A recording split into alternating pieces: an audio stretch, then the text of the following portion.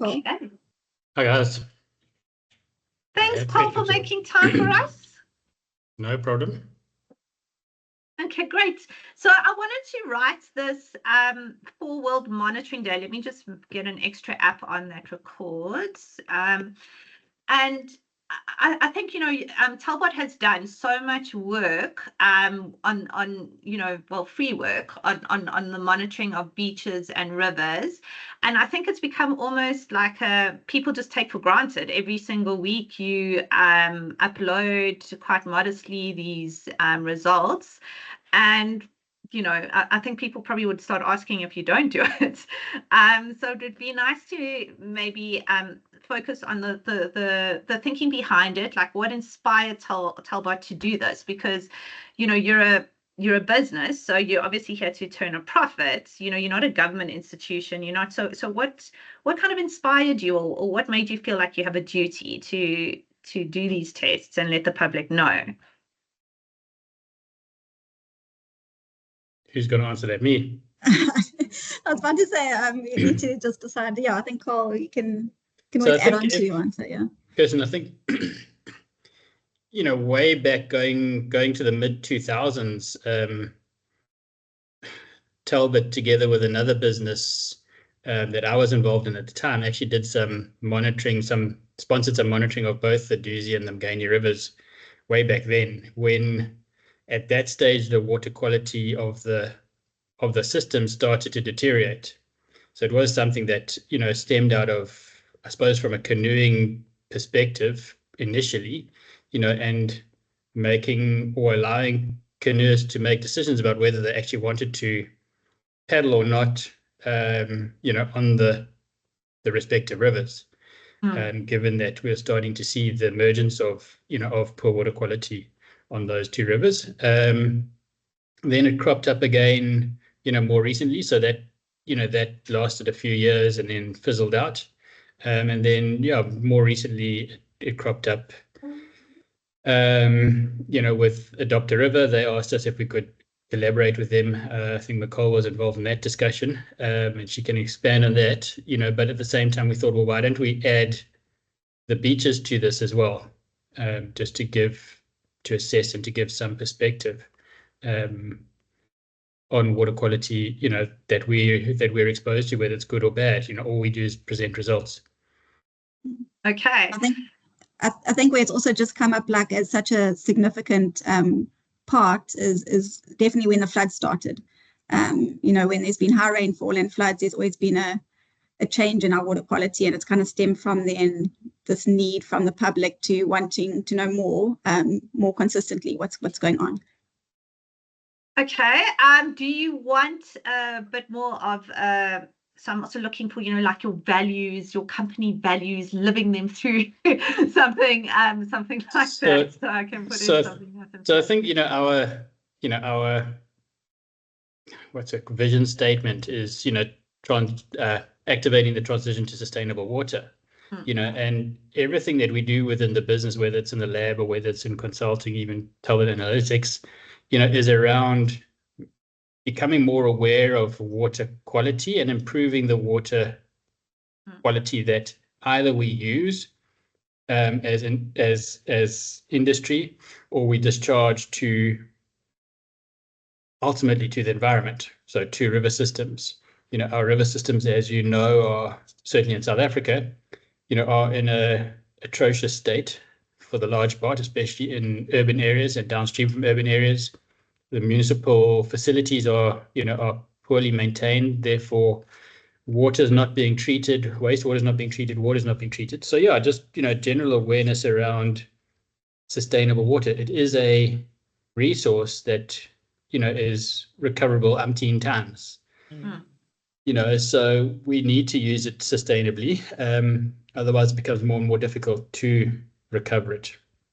I think just another point from my side that's worth noting, it's not just a South African issue. So I believe that the work that we've done in eThekwini and KZN, in the sampling, the monitoring of the river systems and the beaches, has actually triggered a more global awareness of the issue. So we've seen the issue crop up subsequent to that in the UK, and in other parts of the world, even the Seine River, with the Olympics recently, and I think based on the exposure that we got, as a result of, I suppose, creating awareness around water quality, we had responses from North America, from UK, from Europe, from as far afield as Australia, commenting on, on what we were doing and on the water quality aspects, in the different environments. Okay. So I mean, so Karen has explained that, you guys obviously want to focus quite a bit on consulting. It has become, quite a focal point in your business. But, because it's World Quality Water Quality Monitoring Day coming up, I think, when you talk about like activating the transition to more of a sustainable, it kind of starts with monitoring, right? Because you don't really know where to transition unless you know how bad the quality of your effluent or water, water source is. So I don't know if you want to just comment a little bit more on that, the importance of water quality monitoring. So I think if I can jump in, maybe McCall can add just now, but at the end of the day, the old adage that you can't manage what you don't measure, rings very, very true in the water space. Knowing your incoming water quality, whether that's from a river versus municipal supply, and knowing what you're discharging, without measuring it, you can't do anything. So it's as fundamental as that. So the monitoring side of it is absolutely fundamental to any improvement that we make, whether that's environmental improvement or process operational improvement in an industry, a mine, whatever it is. Okay. All right. And it's only, and then from there you can obviously provide advice and on how to tackle whatever problem you find from the results. Exactly. Yeah. Okay. Yeah.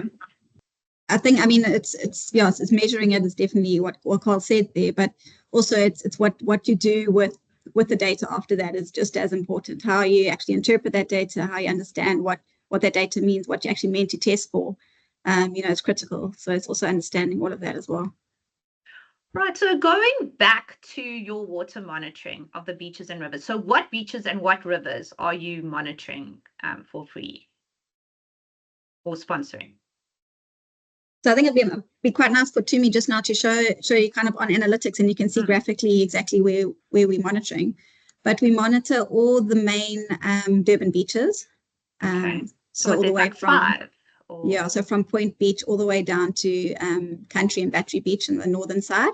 Okay. And then we do Umhlanga Main Beach and Granny's Pool and Bronze Beach. And then the Umgeni River, more towards the bottom end of the Umgeni River, as it comes out by the Riverside Bridge there, and around Kingfisher, we do the Umgeni River as well. Are you able to see my screen?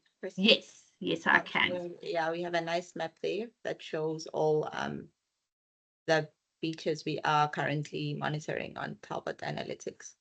So it's actually six main beaches there. So those Durban beaches, there's 6. You can see 5 points, but the 1 point's just hidden behind. Okay. And then Umgeni River. All right, perfect. Are you able to extract this so that I can publish it? Because it is quite a nice sort of map where we can see with the points and all of that. Yes, we can do that. So I can extract it in a form of a PDF, or I can just take a snip for you. Yeah, let's try to take a snap. Yeah, hopefully it's high res enough. But let's see. Okay. All right. So take me through, how many monitoring points do you have, or like give me a bit more detail, and how often do you monitor? So we have 6 in the Durban beaches, 3 in Umhlanga, and then 3 rivers. So 12 points that we do weekly. And we generally try and monitor, do the sampling on a Thursday. So we're in a partnership with the Dr. River, who actually we've trained their so the MPO samplers how to take the samples, and then every Thursday they'll go out on their bikes and get samples at the different points, and then Talbot will come and collect on Thursday afternoon at a central location and bring them back to the lab for testing. Okay, right, perfect. All right, so you mentioned Adopt a River. Do you have any other partnerships? Not for the specific, no. So just for this beach monitoring that we're doing, we do it in conjunction with Adopt a River. All right, and what exactly are you testing for when you do the tests? But sorry, Like, we also okay. we also sponsor Taryn Johnson, Henops River. Yeah. Yes, so So we also sponsor that. Okay. in Gauteng, yes. Yeah, no, she's a nutcase. Like she sends me voice notes at like 3 a.m. I'm like, Taryn, like, just wait. She's amazing though. Okay, all right. And then the test that you're testing for E. coli. What are you, is there anything specific that you're testing for, or what are the tests? Yeah, so we're only testing for E. coli at the moment, and that's so E. coli is a good indicator of fecal contamination in freshwater and marine environments. Enterococci is actually a better marine indicator, but just from a cost perspective and keeping everything consistent, we have just been keeping to E. coli. So if E. coli is present, then enterococci will definitely be present. And how do you choose the like where on a river? Because you were saying you obviously monitor more. Was it further down or at the river mouth where it goes? Like, how do you decide what's the best place to take a sample? So when we found out there were hotspots along the river, and near the northern works, so quite close to the river mouth, there's a northern works where you can visually see the kind of like a plume of contamination that comes out from the northern works. There's also a smell, and historically there's always been high E. coli values there. So that was always a hotspot for us, just coming out of there. And the reason that we also doing the lower end before it comes out to the beaches is because if the river is high at that point, it will flow into our beaches. But I think there's also an element of accessibility and user base. So your low Mgani that you see on the screen here is used historically by paddlers, and I think the number of paddlers using it is diminishing because of the quality related issues. But yeah, I mean that's the zone that paddlers would use. Okay. All right, so I mean, it's quite an operation. I mean, it's a huge commitment from Talbot.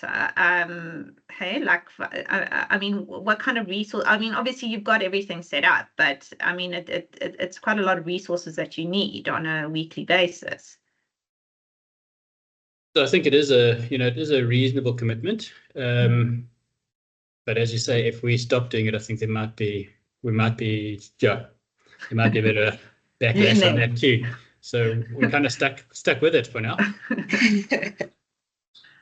All right, and then you mentioned, while it's all very well having all these test results with water quality monitoring, how do you make sense of it? So I guess that's where we bring in Talbot Analytics. Hey, Tony. Yeah.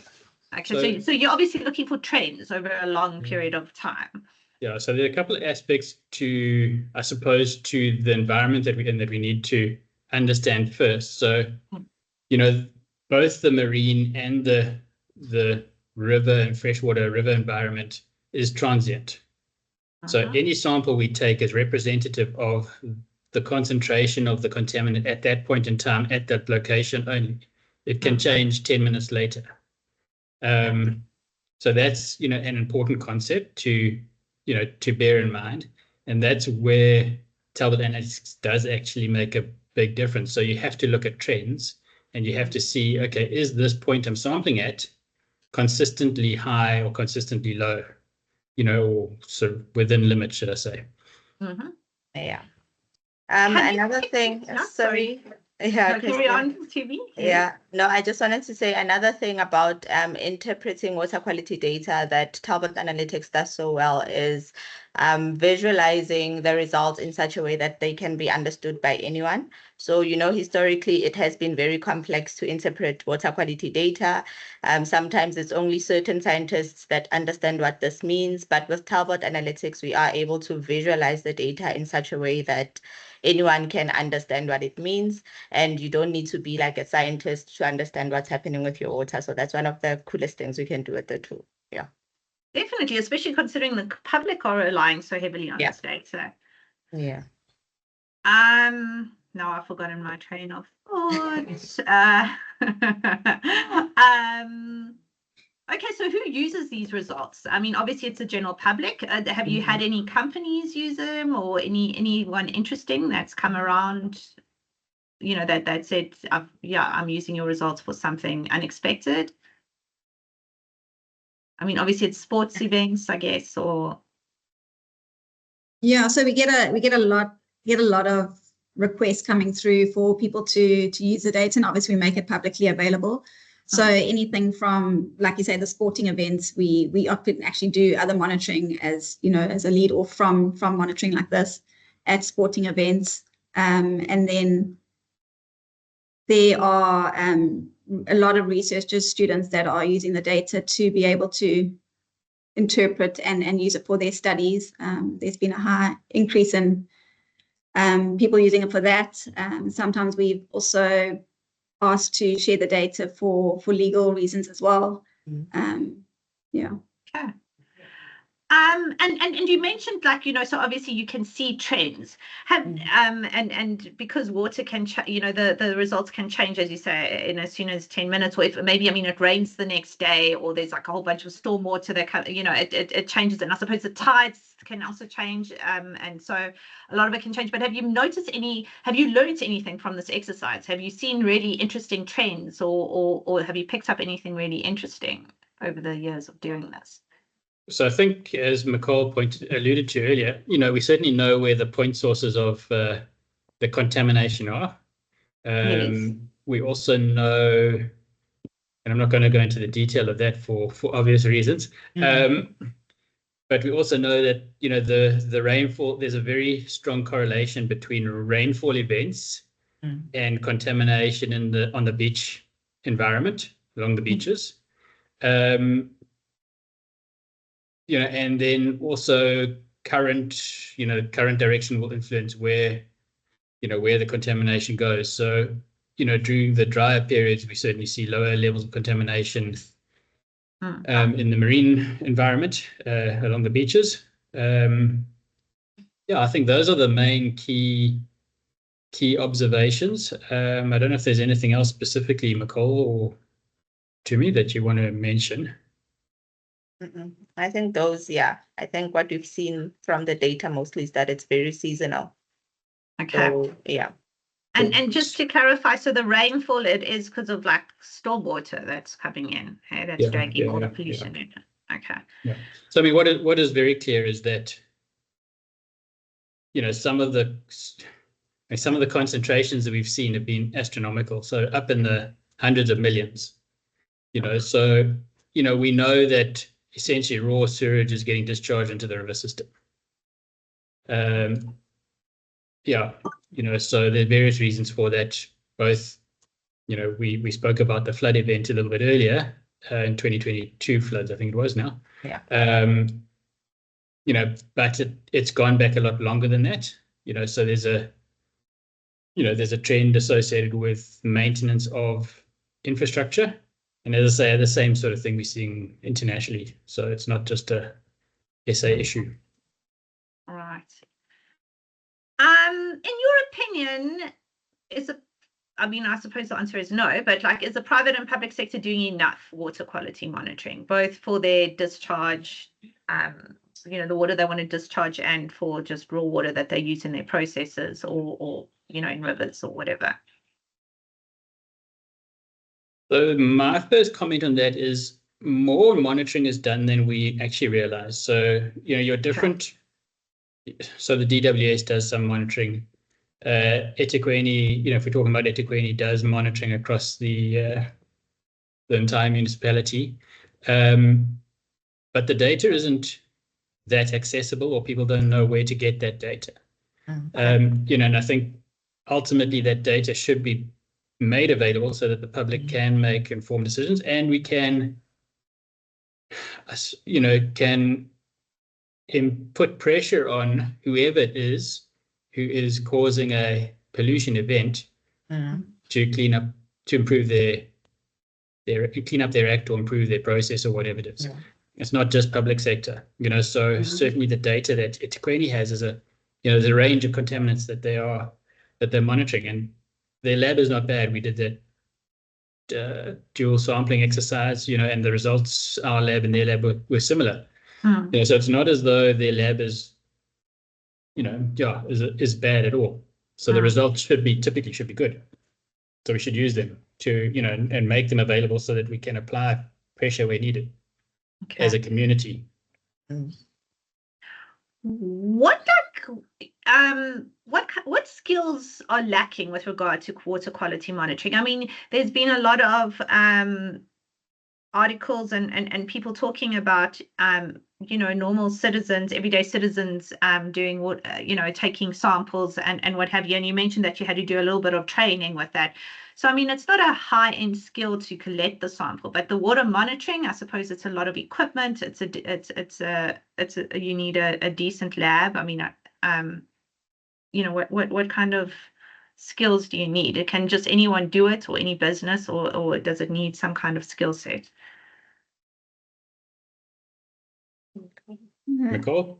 Yeah, I can take this. So, I mean, if we're just looking at the skill set to take a sample, to you know, do some water monitoring, I think it's important to make sure you have that skill from literally you know, someone who doesn't understand the concept of taking a water sample may contaminate the bottle before even taking the sample and show poor results. So you really need to understand, you know, from getting the right bottle tap to how you sample, how you rinse the sample, how you actually collect the sample, and where to take the sample, how deep in the water, where you're taking it, why you're taking it. It's important to know, and then being able to store it and transit to get to the place of testing as well is just as important. So the integrity of the sample isn't affected. So I definitely think someone that knows how or why they're taking the sample is very important. And then obviously the lab that the transit or how the sample's getting transported is important. And then once it's obviously at the laboratory is using the right methodology for that type of sample, and has got the right quality checks to make sure that they are doing the method appropriately to get you the right result. Okay.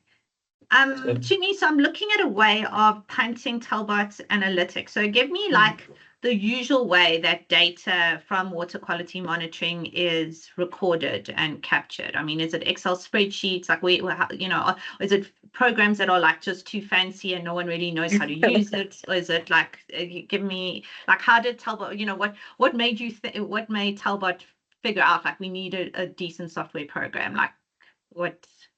All right, so with data collection and data capturing, we know that previously or historically there's been a lot of human intervention, and that leads to a lot of data being captured incorrectly.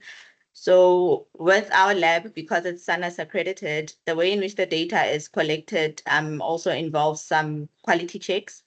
And so the quality check process that Nicole mentioned goes from the time the sample is collected, the tests that are being done, as well as how the data is captured, and how once the data is ready and approved, and it is captured into what we call a LIMS system. So it's a lab information system, and then it is automatically pulled into our Talbot analytics system. So there are machines or instrumentation that can automatically collect data and push it directly to our LIMS system, but we still do have a few tests that are manual, and for the manual tests, the lab technicians still need to put the data in manually after completing the test, but both processes have quality checks, and then it is put directly into our LIMS system, and from our LIMS system, it pulls directly to our Talbot analytics. So that whole process is automated, and there's a lot of quality checks before it comes into our Talbot Analytics, and then the reporting is also automated. So we don't use a lot of spreadsheets. We have removed all of that. The reporting is automated. Once the results are in, they go into analytics, report automatically. If you have a non-compliance, you get an alert. So it can be an email, an SMS saying that this parameter is non-compliant, this is out of spec, and you can, what's the word? React quicker. Okay. So if I can add to that, so just with the grey, with a bit of grey hair on my head kind of thing. So back and coming from a contaminated land background. So back in the day, you used to take a sample, send it to the lab. 6, 7, 8 weeks later, you get the results sent to you by fax initially. Then obviously email as a document that you couldn't edit. So you then had to transcribe everything from that document into your spreadsheet. They used to do your stats manually on that, and you used to plot your graphs in Excel. Okay, so that whole process is now automated. So TA can do all of that. It does all of that, in seconds type thing. So even the interpretation, you used to go through your, you had to compare numbers in many cases manually to limits or to targets, etc. And find the outliers. Or that's all done in seconds. So. Okay. What do you feel that clients don't know about water quality monitoring? When you have clients and you've obviously got like a process you've got to follow, like what do you feel like you've got to educate them, or what are some of the misconceptions, or do they feel like, oh, well, you did it this month, you don't need to do it next month, or what do you feel like in general? Right. Should I take it? Do it. Yeah, I think I think Nicole and Carl can add at the end. So some of the things that I believe that the clients don't understand is, firstly, how the water quality affects the environment, what is happening around, so what other companies are releasing, how that affects their productions, their environment, and also how it affects regulatory compliance. So those are very 3 important things for companies to understand, that regular monitoring is important. For example, if you have a discharge license, we have parameters that can lead to you getting fined, and parameters that are charge parameters. So the charge parameters are the ones that are always sneaky because you don't always get a fine, but the higher it goes, the higher your tariff is to discharge into the environment or the river, and that can become a very big, economic, financial knock on the company.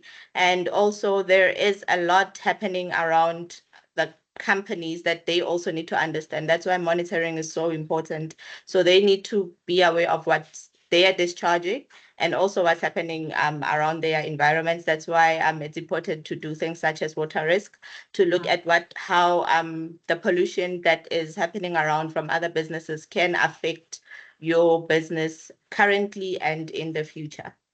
So yeah, I don't know if anyone else wants to add. Yeah, I think that you talk about, Jimmy, environmental monitoring quite a bit there, but monitoring within the process, understanding the water quality within a process. We had that, we had an international expert out last week and the week before, and he was talking about your chemical makeup water. If it's not of the right quality, it can impact production by 2 to 5%, depending on your process. And you can, as a result of poor quality water, you use additional chemicals in the makeup that you don't otherwise need to. So, you can affect, you mentioned chemical savings of 15 to 20% by actually ensuring that your water quality into your makeup, into your chemical makeup processes is correct. I think the other aspect that's prevalent at the moment in South Africa, but I think we are addressing it, is as industry, your income, or even as consumers, your incoming water quality isn't necessarily what we would like it to be, or doesn't necessarily comply everywhere all the time. And you've seen that from the the green and blue drop reports. Yeah. So, and we've seen a lot of our industrial customers are actually looking at their incoming water quality, specifically from a micro contamination perspective, and they're looking at installing their own solutions to ensure that that doesn't impact on their process. If they're making a cool drink for some, a tin cool drink or a beverage or whatever it is, they can't have contaminated water coming into their process. So, that is also an important aspect that is developing at the moment. Although I think there are moves afoot locally to address that specifically. I think it would be nice if you guys could all comment on this to maybe just round it off, is activating the transition to sustainable water. So it starts with water quality monitoring and kind of pulls through then into more of your consulting and your advice. So I don't know if you want to just talk about Talbot's. I think your roots have always been in your labs and your monitoring. That's how people have viewed you, but you've expanded greatly into other services. I don't know if you want to... Yeah, so just to correct that, that's been a misperception. So, the side of the business that's been going just as long as the lab is, the solution side of the business, Yes. where we design industrial solutions, wastewater primarily. But I think that our focus at the moment, this comes from, I suppose, a water risk perspective, is sustainability of water, right? And our drive is water optimization through industry. Industry such mining. That's our core market. And I certainly, having been in the industrial, advising industry for 25 years plus, I don't believe there are many industries that are fully optimized from a water perspective. So I think that most industries would find 10 to 15, even 20% very quick wins by just focusing on water slightly more than they currently do.